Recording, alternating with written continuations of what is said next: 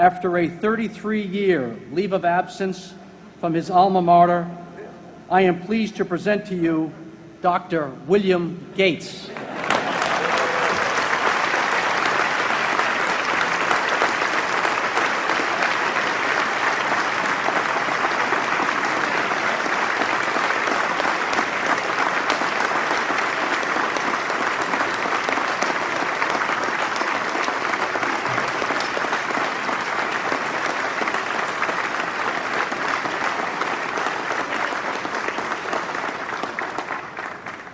Thank you.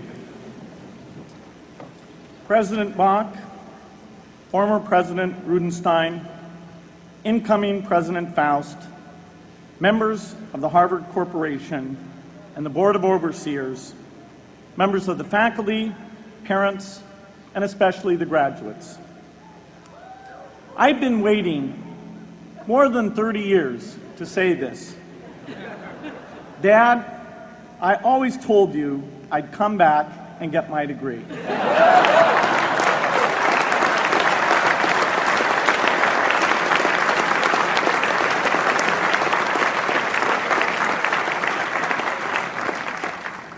I want to thank Harvard for this honor.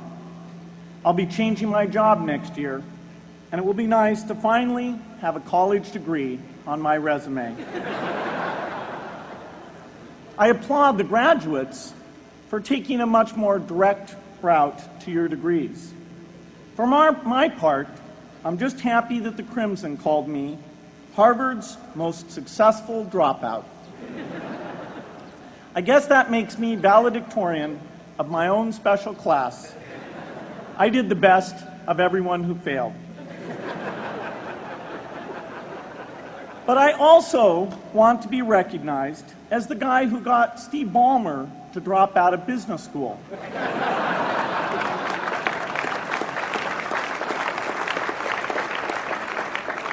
I'm a bad influence. That's why I was invited to speak at your graduation. If I'd spoken at your orientation, fewer of you might be here today.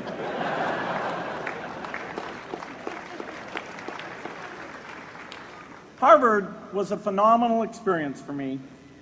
Academic life was fascinating. I used to sit in on lots of classes that I hadn't even signed up for. And dorm life was terrific.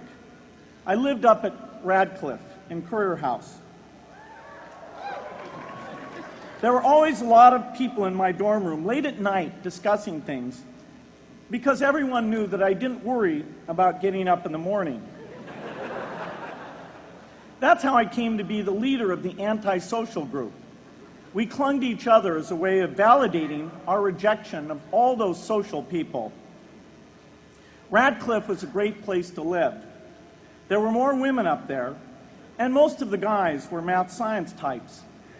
The combination offered me the best odds, if you know what I mean. That's where I learned the sad lesson that improving your odds doesn't guarantee success.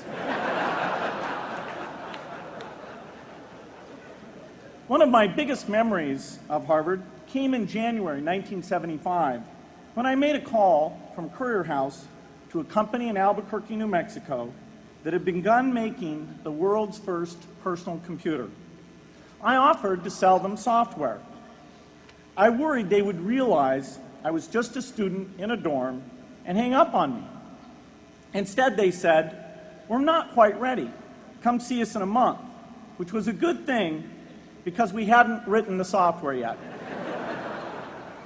From that moment, I worked day and night on the extra credit project that marked the end of my college education and the beginning of a remarkable journey with Microsoft.